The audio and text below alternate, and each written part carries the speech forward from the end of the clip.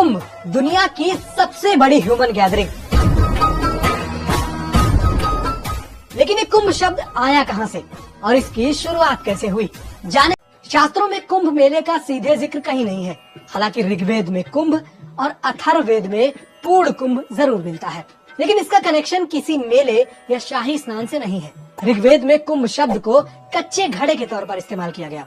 वहीं अथर्ववेद में पूर्ण कुंभ का अर्थ समय का इष्ट काल है, जो जीवों को एक दुनिया से दूसरी दुनिया में ले जाता है। वहीं संगम और प्रयाग की बात करें तो संगम और प्रयाग का इशारा ऋग्वेद में है। साथ ही इसका पूरा उल्लेख महाभारत और पुराणों में मिलता है।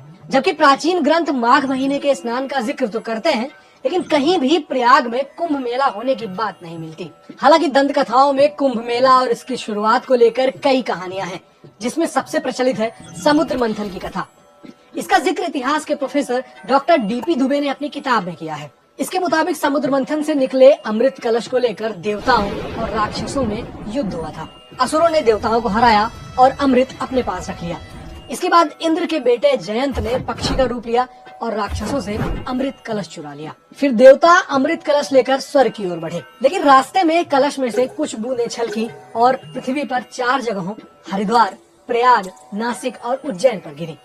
इसके बाद से ही ये 4 स्थान पवित्र हो गए और ऐसा माना गया कि यहाँ स्नान करने से मोक्ष की प्राप्ति होती है। लेकिन अगला सवाल ये है कि कुंभ कब और कहाँ होगा, ये कैसे तय होता है। दरअसल जब अमृत कलश चुराने के लिए जयंत को भेजा गया तो उनके साथ सूर्य, चंद्र, बृहस्पति और शनि भी गए।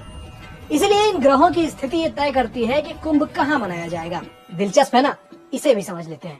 जब माघ महीने में गुरु मेष या वृषभ राशि में हो, सूर्य और नवचंद्र यानी न्यू मून दोनों शनि की मकर राशि में हो, तो कुंभ प्रयाग में आयोजित होता है।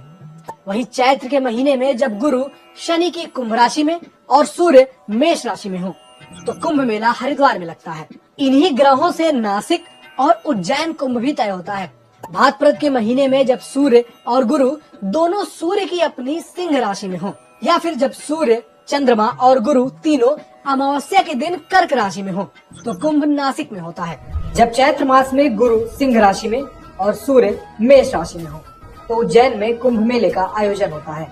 महाकुंभ 12 साल बाद ही क्यों होता है, इसके पीछे की कहानी भी दिलचस्प है। दरअसल जयंत को कलश चुराने और इसे स्वर्ग तक पहुंचाने में 12 दिन लगे थे। माना जाता है कि देवों का एक दिन इंसानों के 1 साल के बराबर होता है, इसीलिए महाकुंभ 12 साल में एक बार आता है। कुंभ पर्व की शुरुआत का जिक्र किसी प्राचीन ग्रंथ में तो नहीं मिलता। अब कुंभ कथा सीरीज के अगले एपिसोड में जानेंगे रिकॉर्डेड हिस्ट्री में कहाँ कहाँ मिलता है कुंभ और इसका जिक्र। अलग अलग साम्राज्यों के दौरान इसका क्या महत्व रहा।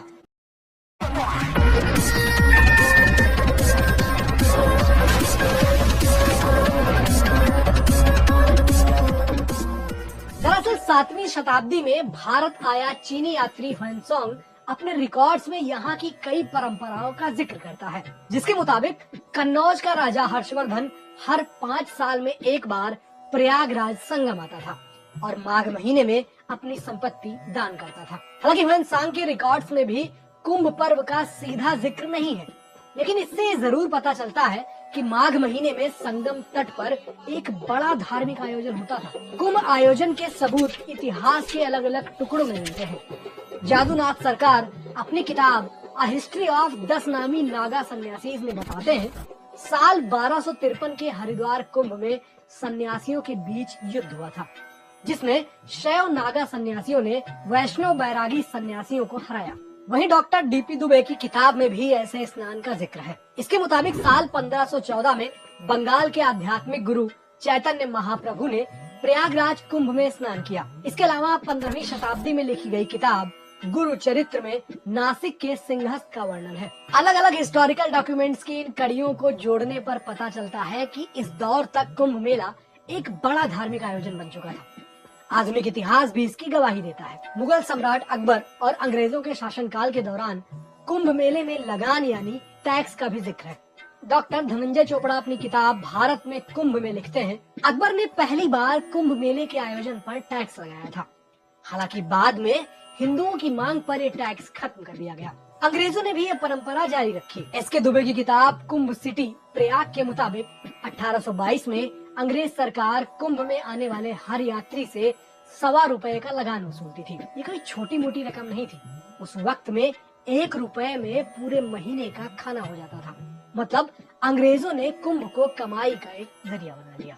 डॉक्टर धनंजय चोपड़ा बताते हैं कि 1882 में प्रयाग कुंभ के आयोजन में अंग्रेजी हुकूमत ने कुल 20,228 रुपए खर्च किए, जबकि लगान से उनकी कुल कमाई 49,840 रुपए हुई। फिर आजाद भारत में पहला कुंभ 1954 में आयोजित हुआ।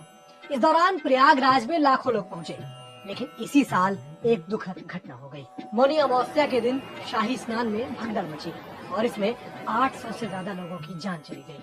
इसे भारतीय इतिहास में सबसे बड़ी भगदड़ के लिए जाना। धर्म और एकजुटता का संदेश कुंभ ही नहीं, दुनिया के दूसरे आयोजनों में भी दिखता है। मक्का की हज यात्रा हो या फिर जेरूसलम का ईस्टर वीक, हजारों सालों से लोग इसी तरह जमा होते रहे हैं। कुंभ कथा के तीसरे एपिसोड में आज बात करेंगे कुंभ जैसे दुनिया के 6 बड़े आयोजनों की। पहला है ये खास तरीके से जमाए गए पत्थर, जो दुनिया के 8 अजूबों में से एक हैं। ये इंग्लैंड के विल्शर में मौजूद स्टोनहेंज है। यहाँ सेल्टिक धर्म के लोग साल में 2 बार सूर्योदय देखने के लिए इकट्ठा होते हैं। ऐसा माना जाता है कि इन पत्थरों का बनना करीब 10,000 साल पहले शुरू हुआ था, जबकि लोगों के इकट्ठा होने की परंपरा 2000 साल पुरानी है। दूसरी परंपरा 800 साल पुरानी है, जिसे फिर से जीवित किया जा रहा है।